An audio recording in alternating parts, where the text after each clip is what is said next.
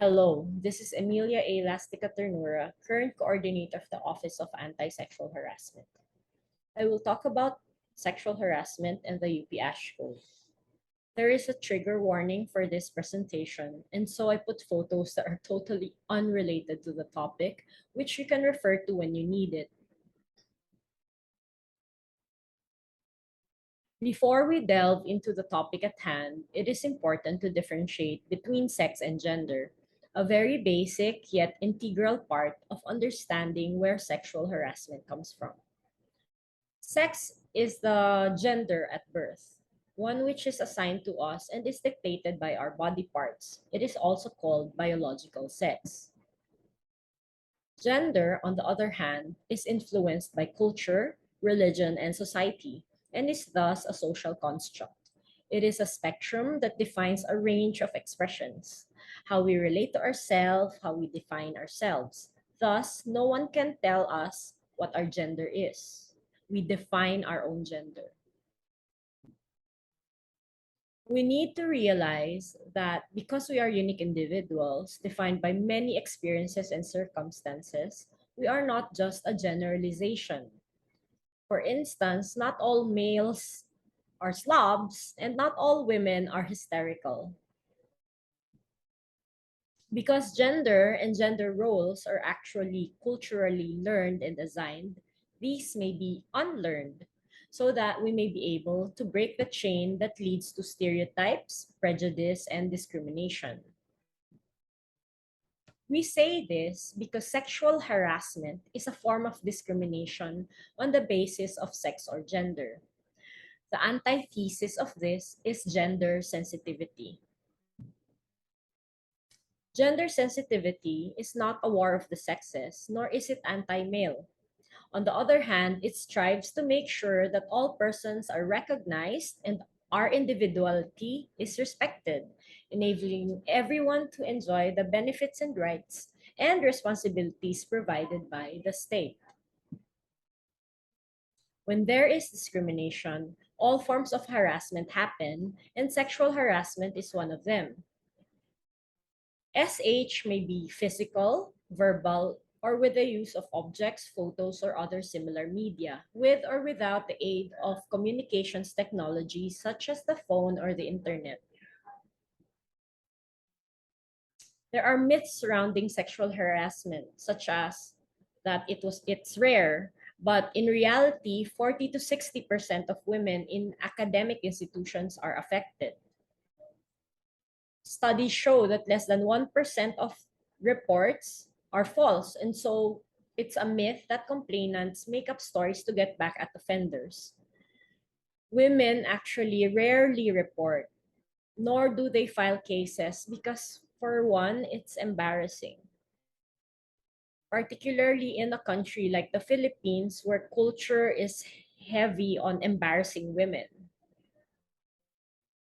Another myth is that victims provoke it, and usually this is a defense from the offender side. In reality, women who are harassed vary widely in their physical appearance, manner of dress, and behavior. And the most important myth, I think, is that if you ignore it, the problem will go away. This is not true because harassment is often repeated and persistent, and doing nothing can be mistaken as consent. So in 2002, the Office of Anti-Sexual Harassment handled its first case in UPLB using the UP implementing rules and regulations on anti-sexual harassment. Because the UP community is so unique, this IRR was revised and reviewed and revised to form the UP Ash Code, which was approved in 2017 by the Board of Regents. As a policy, the university values and upholds the dignity of every individual and guarantees the full respect for human rights of all members of the UP community. This means that all forms of sexual harassment are unacceptable. It is the responsibility of the university and all its members to maintain an enabling, gender fair, safe, and healthy learning and working environment for the members of the community. The UP Ash Code further defines SH or sexual harassment in accordance with Philippine law, but also states that it may be committed inside campus premises in a work, education, research, extension, or related activity. We also consider that anyone can be a victim and anyone can be a harasser. And thus, it contemplates cases involving harassment of teachers by students, students by students, and supervisors by subordinates, on top of course, the usual teachers harassing students, senior faculty members harassing junior faculty members, and other similar cases.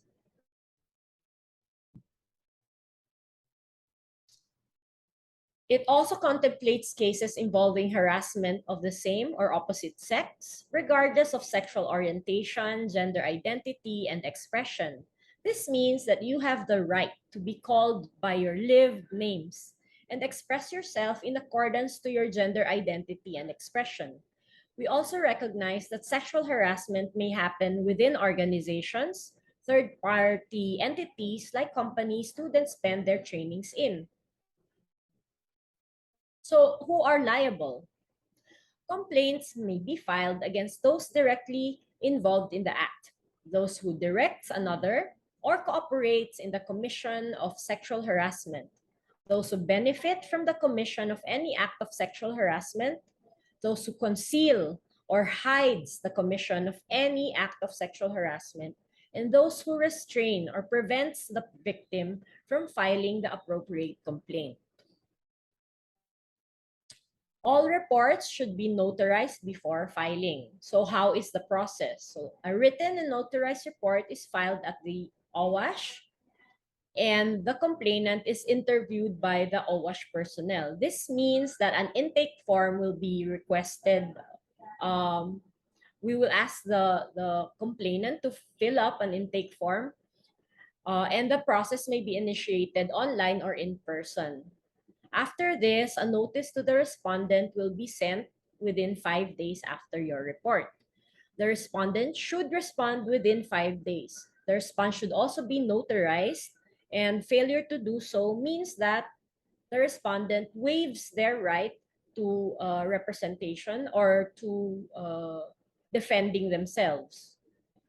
After this, a prima facie determination will be done by the ASH Council. The ASH Council is composed of all the vice chancellors and representatives from all sectors of the university, including student representatives. A report to the chancellor by the ASH Council will be submitted within 30 days, and the formal charge by the chancellor will be filed within 15 days. So the maximum prescriptive period before a formal charge is filed is 45 days. But we have cases when the formal charge is filed in less than 30 days. After the formal charge, a formal hearing will take place, which usually lasts 30 days. Corrective measures will be imposed by the chancellor, which may range from suspension and or community service for student respondents to expulsion or dismissal from service. A vice chancellor and an associate dean have been dismissed from service as a result of cases filed against them. So please report cases and help those who want to file charges. So why do I say this? Because as the myth buster goes, the problem does not go away if you do not do anything about it. They only become bigger. Many of the cases we handle are grave ones. All these cases started from light offenses, with respondents asking complainants if they have boyfriends or girlfriends. These acts usually escalate to inquiries about one's sex life that eventually lead to assault. At the end of the day, sexual harassment has social and economic repercussions. So it does not just affect the individuals, whether it's the complainant or the respondent, but also communities. It leads to psychological problems, emotional distress, that have can have physical manifestations, eventually leading to lower productivity.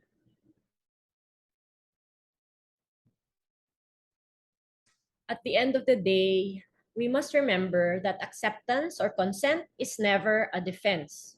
Sexual harassment is always viewed from the perspective of the victim, and so they also have the burden of proof. It is important to show why we felt harassed and what acts offended us and in what way. We do not victimize the victim again, and so we do not ask pointed questions. We only ask the victim to write down their story so that they can paint the picture of their experience. Lastly, we do not blame the victim.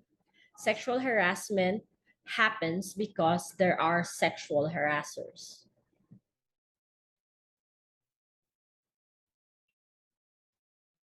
We need to change the culture in order to end prejudice and discrimination.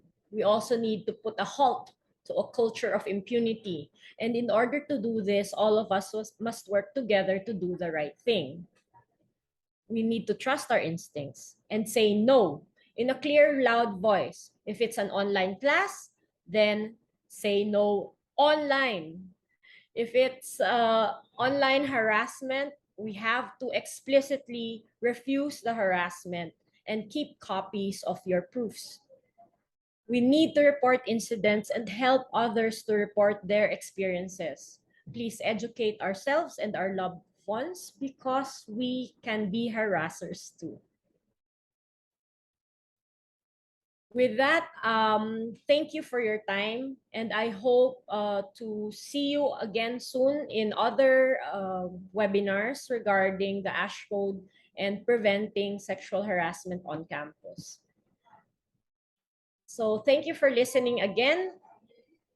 If you want to see a copy of the UP Anti-Sexual Harassment Code, just type UP Anti-Sexual Harassment Code in your search engine, and it will lead you to that document. If you have questions, please feel free to send a message to owash.uplb@up.edu.ph or find us on Facebook at uplb.owash. Thank you very much.